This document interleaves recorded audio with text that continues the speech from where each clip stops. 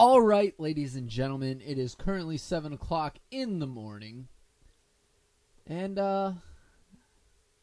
this is going to be posted the same day that I record it, and it's the problems that I've ran into with Blackout and COD in general. So, we're going to start off by just giving you a little information about these Zablewski. We're going to be doing a 24-hour-ish stream on Twitch of Red Dead Redemption 2 this upcoming Friday. So please stop in. If you can only stop in for 10 minutes and say what's up, I would appreciate it more than the world. Being a small streamer, you learn to appreciate every view that you get, every person that talks to you, every connection that I can make or you as another small streamer can make.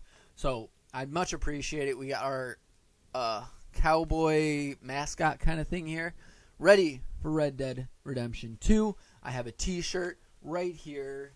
It looks sick as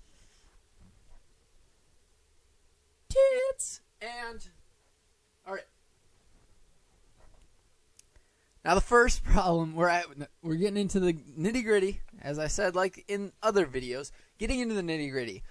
First of all, a problem that I don't like, COD players have gotten used to this after so long. Most of these comparisons will be in check with PUBG, because that's my game. I've always been a PUBGer. But the field of view is tiny. You can barely see anything. And when you're sprinting, you get the head shakes, and it just makes me sick while I'm playing it. And including in field of view, while you're knocked, if you're playing squads or duos, you're pretty much staring at the floor. And I don't know if they fixed this since I played it a couple days ago, but there was an update that came out today. I'm not sure, or yesterday. I'm not sure if they fixed it, but you're looking at the ground, and it feels like, why don't you just insta-kill me, and I'll play solos? Because if I can't give that call-out information, like in PUBG or even Fortnite, then what's the point of playing squads and trying to have a productive squad going out? That's part one. Now part two, the utility and armor is hollow. It seems like a hollow battle royale. There's only 3 options of armor, so it's very gunplay heavy. The 3 options include the vest and helmet into one option. It takes away from your decision making in saying, oh, if I have a level 2 helmet and a level 1 vest or no vest, I can still take this risky peek if I have a sniper to hit that shot and peek around the corner real quick. Because if they hit me in the head, you know what? My helmet should take most of the damage. But now it's like, who cares? You know, let's just get new armor that's level 1 or level 2 or level 3, and I'll get a helmet and a vest at the same time. I don't know. I don't like it. And utility is also used to create cover, whereas PUBG, being that realistic style, you need to create your own cover. I'm not a fan. And that's not exactly a problem, but, you know, I think, just irks me.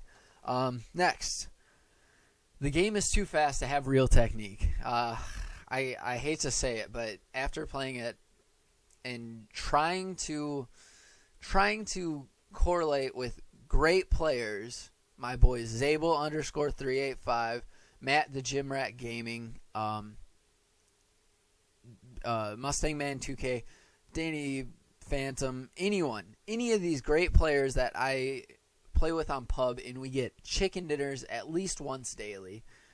It's just it's gone. Sure, it may be early into the gameplay cycle, but it seems like everything's too fast. And with that, I want to touch on the looting, but we'll come back to it. The looting seems like you're just tapping X. You get into a building, tap X, tap X, tap X, or whatever the looting button is for PC and PS4. It doesn't seem like you're making much of a choice. It's just pick up whatever you can find, which to an extent that is how it is for PUBG. But with the fast pace, it doesn't add up to me. And another point to add on to the too fast of gameplay is that there's just no reward for actual skill. And this goes for not only Blackout, but for a little bit of multiplayer. As I said before, I'm a PUBG player and I'm a Siege player.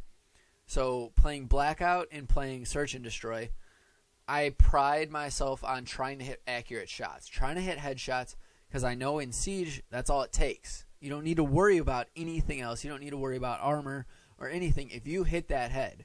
But here, I don't even think there's a hitbox for headshots. I'm going to say it. There's a hitbox to give you a reward that shows up at the top of the screen that says, "Ooh, a headshot." Ooh. But you don't get the damage exponential growth, exponentially more useful damage from the people to get easier kills, and it takes the skill away. It seems like it's more based off of how well you can use the aimbot. Fight me. Hit me up in the comments. You know what?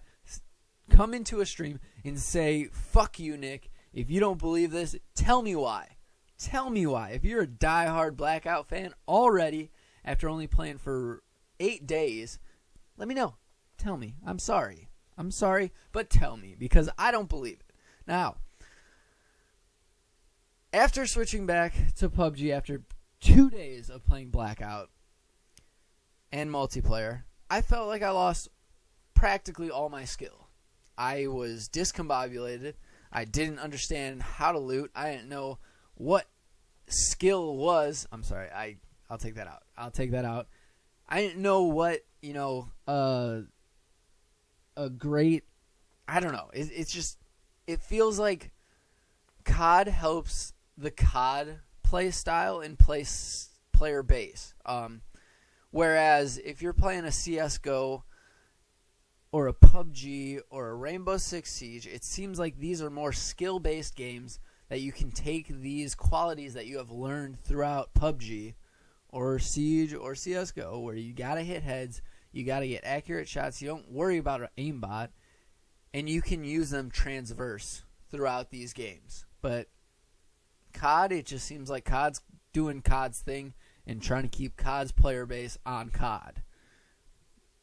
It's whatever. And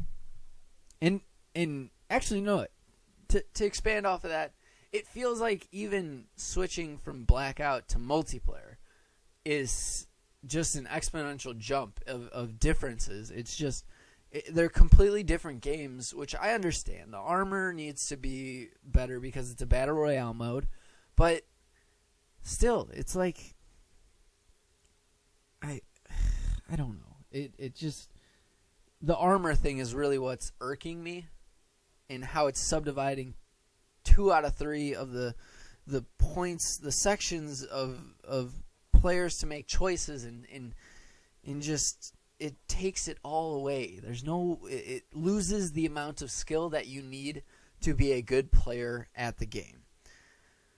Now, back onto what we touched on before, looting, even on PC. Shroud said it. If Shroud says it, it's true. All right? It's terrible. It feels like it's a PC-based looting system that just got put on to Xbox or PS4, whichever console. But even on PC, it doesn't work out that great. So they'll have to fix that. That's their thing. It's whatever.